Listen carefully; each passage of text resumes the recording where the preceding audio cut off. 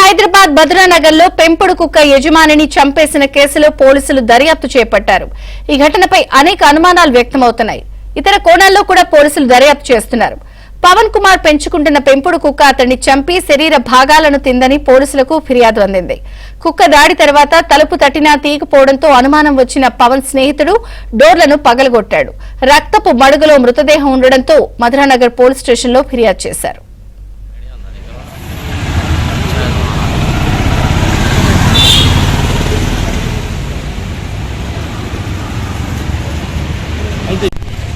Idea ఉందా నీకు?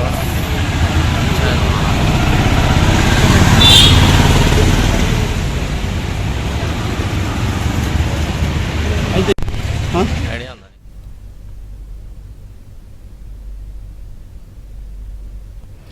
హైదరాబాద్ మధురానగర్ లో జరిగిన ఈ ఘటనపై మరింత సమాచారం మా ప్రతినిధి మణికంఠ అందిస్తారు. మణికంఠ, హైదరాబాద్ మధురానగర్ పోలీస్ స్టేషన్ పరిధిలో దారుణం చోటు చేసుకుంది. పవన్ కుమార్ అనే వ్యక్తిని పెంచుకున్న పెంపుడు కుక్కే పవన్ కుమార్ మర్మాంగాలపై దాడి చేయడంతో పవన్ కుమార్ అక్కడికక్కడే మృతి చెందాడు. ప్రస్తుతం ఈ ఘటన ఈ నగరంలో సంచలనంగా మారిందని చెప్పుకోవచ్చు. ప్రస్తుతం ఏదైతే ఘటన జరిగిందో అదే ప్రదేశం అయితే ఉన్నాము మనం చూసుకోవచ్చు.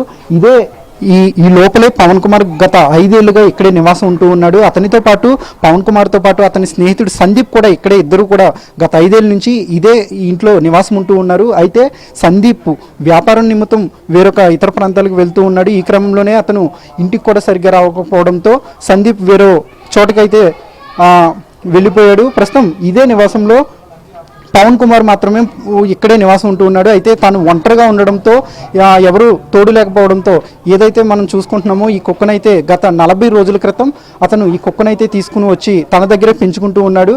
అయితే కొద్ది రోజుల క్రితం అంటే 2-3 రోజుల క్రితమే సందీప్ మళ్ళీ కూడా ఇంటికి తిరిగి వచ్చాడు.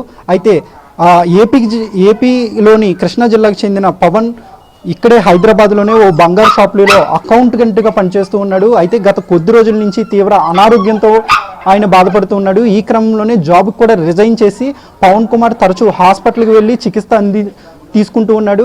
అనారోగ్యం తీవ్రంగా ఉండడంతో ఇంట్లోనే రెస్ట్ తీసుకుంటున్నాడు.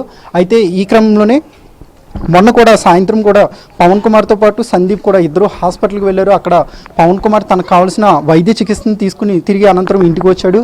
ఇక్కడ ఈ మొదటి గదిలో సందీప్ అయితే నిద్రించాడు. అలాగే రెండవ గదిలో గడియ పెట్టుకుని ఏదైతే మనం డాగ్ని చూస్తున్నామో ఈ డాగ్తో పాటు పవన్ కుమార్ కూడా రెండవ గదిలో గడియ పెట్టుకుని నిద్రించాడు. అయితే మరుసటి రోజు ఉదయం ఎప్పుడు కూడా సందీప్ డోర్ కొట్టాడు, అయితే నిద్రపోతున్నాడన్న కోణంలో డోర్ని కూడా బ్రేక్ చేయలేదు. అయితే మధ్యాహ్నం సమయంలో ఎంతసేపటికి కూడా పవన్ కుమార్ బయటికి రాకపోవడంతో సందీప్కి అయితే అనుమానం కలిగింది. వెంటనే కూడా ఇరుగు పొరుగు వాళ్ళకి సమాచారం ఇచ్చి వెంటనే ఆ డోర్ని అయితే బ్రేక్ చేసే ప్రయత్నం చేశారు. లోపలికి వెళ్ళి చూడగా పవన్ కుమార్ మర్మాంగాలపై కుక్క దాడి చేసిన సీన్ అంతా కనబడింది. కుక్క నోటికి కూడా తీవ్ర రక్తం కూడా ఉండడంతో వెంటనే కూడా పోలీసులకు సమాచారం ఇచ్చారు. ప్రస్తుతం పోలీసులు అయితే కేసు నమోదు చేసుకుని పవన్ కుమార్ని అయితే గాంధీ హాస్పిటల్కి తరలించి అక్కడ పోస్ట్ మార్టం నిర్వహించబోతున్నారు.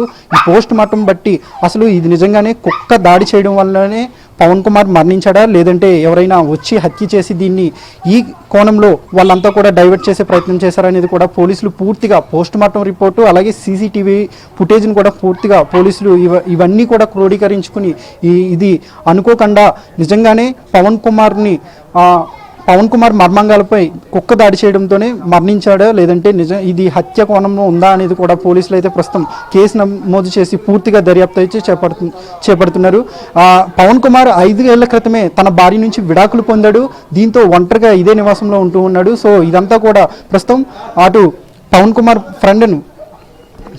ఫ్రెండ్ని కూడా అదుపులోకి తీసుకున్నారు. సందీప్ నుంచి కూడా కీలక సమాచారాన్ని కూడా రాబడుతున్నారు. ఎప్పటి నుంచి కలిసి ఉంటున్నారు, ఏమైనా తగాదాలు ఉన్నాయన్న కోణంలో కూడా పోలీసులు అన్ని విధాలా కూడా అన్ని కోణాల్లో కూడా పోలీసులు అయితే దర్యాప్తు చేస్తున్నారు. కెమెరామెన్ అజయ్తో మణికంఠ, ABN ఆంధ్రజ్యోతి, హైదరాబాద్.